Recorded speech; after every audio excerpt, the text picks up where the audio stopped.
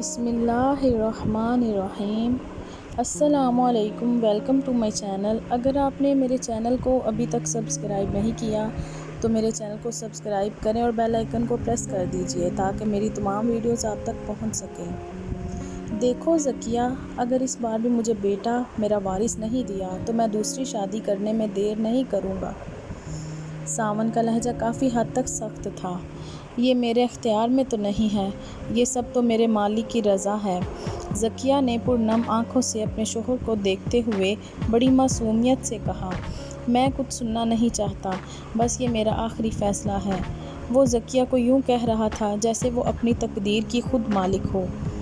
اور پھر ساون اپنی بیوی کو حقارت بھری نظروں سے گھور کر گھر سے باہر نکل گیا۔ میرے مالک، بے شک تو غفور الرحیم ہے، مایوسی سے مجھے اپنی پناہ میں رکھنا۔ ذکیہ نے نگاہ فلک کی جانب اٹھا کر کہا۔ وہ کافی دیر تک اسی حالت میں رہی۔ خیالوں اور سوچوں نے اسے گھیرے میں لے لیا۔ مختلف سوچوں کی کشمکش میں تھی۔ آخر کافی سوچ و بچار کے بعد اس نے ایک بہت بڑا اور خطرناک فیصلہ کر لیا۔ ذکیہ اور ساون کی شادی کے چند ماہ بعد ہی ذکیہ کی طبیعت خراب رہنے لگی۔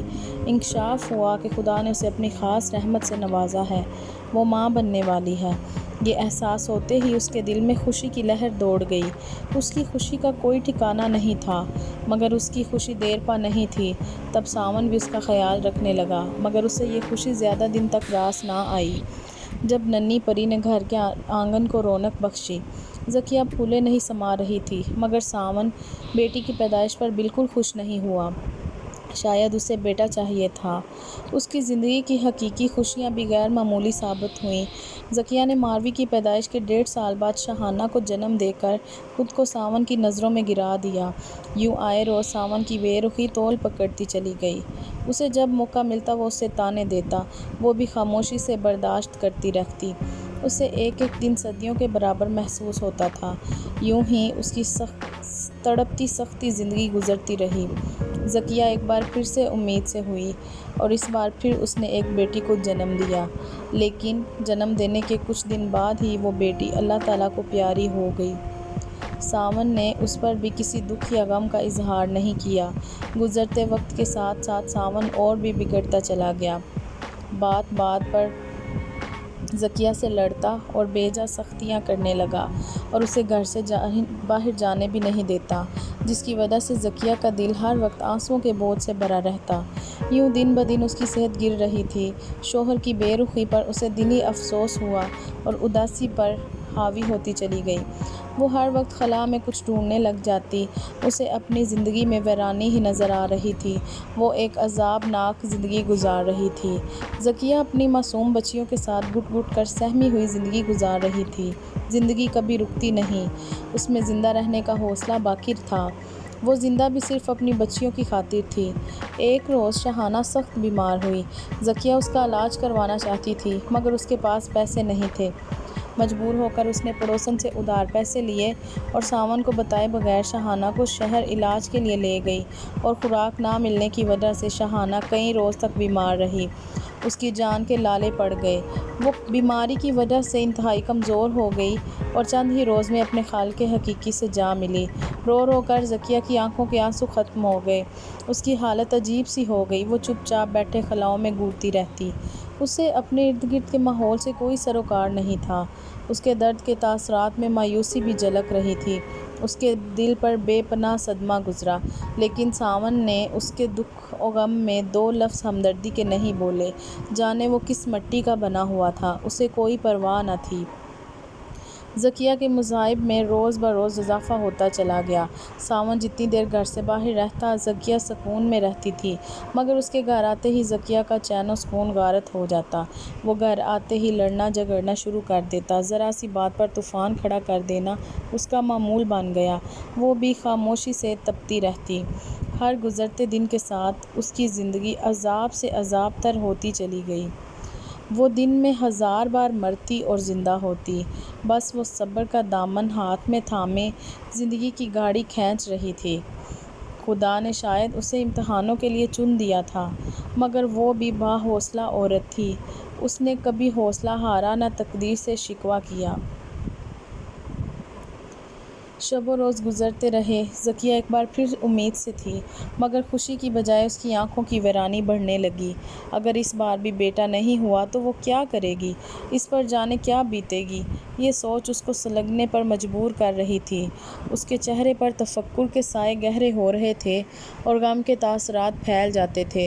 اسے دکھوں اور غموں نے نڈھال کر دیا تھا، مگر اس نے ہزاروں غم اٹھانے کے باوجود بھی تقدیر سے شکوہ نہیں کیا اور نہ ہی کبھی مایوس ہوئی۔ اسے اپنے رب پر پورا بھروسہ تھا۔ اس نے اپنے رب کی یاد کو کبھی اپنے دل و دماغ سے اوجھل ہونے نہیں دیا۔ وہ ایک عام سا دن تھا جب ذکیہ اور ساون ایک ساتھ بیٹھے ہوئے تھے کہ اچانک ساون نے کہا کہ اگر اس بار بھی بیٹا نہیں دیا تو تمہارے حق میں کچھ بہتر نہیں ہوگا۔ وہ زہر کی کڑواہٹ لیے ہوئے تھا۔ ذکیہ کانپ رہی تھی، مگر قدرے سہمی ہوئی خوف زدہ انداز میں بولی، میں کوئی تقدیر کی مالک تو نہیں ہوں کہ اپنی تقدیر خود لکھوں۔ تم سے شادی کر کے میں نے نحوست اپنا لی ہے۔ ساون شادی والے دن کو کوسنے لگا، میرا قصور کیا ہے؟ ذکیہ انتہائی خوف زدہ ہو کر بولی۔ ساون کا دل چاہ رہا تھا کہ وہ ذکیہ کے بال پکڑ کر اس کا سر دیوار میں دے مارے۔ غصے کے عالم میں اس کی حالت بری ہو رہی تھی۔ اس وقت اس کو ذکیہ پر کیسے رحم آیا؟ بس وہ شعلہ برساتی نگاہوں سے اسے گھور کر گھر سے باہر نکل گیا۔ ذکیہ نے طویل کشمکش میں یہی فیصلہ کیا کہ وہ کل پہلی فرصت میں شہر جا کر اپنا چیک اپ کروائے گی۔ اگر اسے بیٹا ہونے کی نوید نہیں ملی تو وہ اپنی بیٹی ماروی سمیت زہر کھا کر زندگی کا خاتمہ کر دے گی۔ اگلے دن حسب معمول وہ صبح سویرے اٹھی، ساون کو ناشتہ کروا کر کام پر بھیج دیا۔ پھر وہ دائی نصیبہ کے ساتھ شہر جانے کو تیار ہوئی۔ گاؤں سے شہر تک انہوں نے ایک رکشے کا سہارا لیا۔ اتفاق سے وہ بھی انہیں جلدی مل گیا تھا۔ یہ حقیقت ہے کہ تقدیر کے لکھے کو کوئی مٹا نہیں سکتا۔ یہ ذکیہ کی تقدیر کی خرابی تھی کہ خدا جانے ساون کو کہاں سے معلوم ہوا کہ اس کی بیوی اسے بتائے بغیر اس کی غیر موجودگی میں شہر گئی ہے۔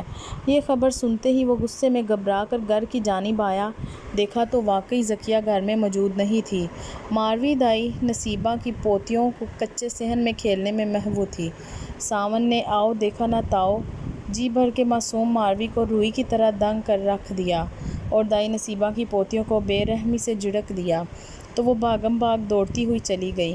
دوسری طرف ذکیہ ہسپتال پہنچ چکی تھی۔ الٹرا ساؤنڈ کے بعد ڈاکٹر نے اسے بیٹے کی نوید سنائی تھی تو اسے یوں لگا جیسے اس کے جسم میں نئی روح نے جنم لیا ہو۔ سر اٹھا کر اوپر کی جانب دیکھا، اس کے اوپر نیلے عنبر کا مہربان سایہ تھا۔ وہ خوشی میں ڈوبی ہوئی دل ہی دل میں سجدہ الہی میں گر گئی۔ اس کے مرجھائے ہوئے چہرے پر یکایک تازگی بکھرتی چلی گئی۔ اس کی خوشی کی انتہا نہ رہی۔ خوشی کے مارے اس کے پاؤں زمین پر نہیں ٹک رہے تھے۔ محلے بھر میں مٹھائی بانٹنے کے لیے اس نے لڈو خریدے۔ اس کی حسرت کا کوئی ٹھکانہ نہیں تھا۔ وہ تصور کی دنیا میں خود کو بہت سے لوگوں کے درمیان محسوس کر رہی تھی۔ ہر طرف سے سلامتی اور مبارکباد کی آوازیں اس کے کانوں میں گونج رہی تھیں۔ وہ عجیب سرشاری کے عالم میں تھی۔ اس کے چہرے پر خوشیاں رقص کر رہی تھیں۔ وہ خوشی سے نہال بے تاب گھر کی جانب چلی آ رہی تھی۔ واپسی پر اسے یوں لگ رہا تھا جیسے ارد گرد کے تمام درخت بلکہ ہر چیز اس کی واپسی کی منتظر تھی۔ چاروں طرف سے مبارکباد کی آوازیں بلند ہو رہی تھیں۔ خدا نے اس کی خواہش پوری کر دی تھی۔ اسے سرشاری کے عالم میں یوں لگ رہا تھا یہ تمام راستہ مسکراہٹوں سے مہک رہا ہو۔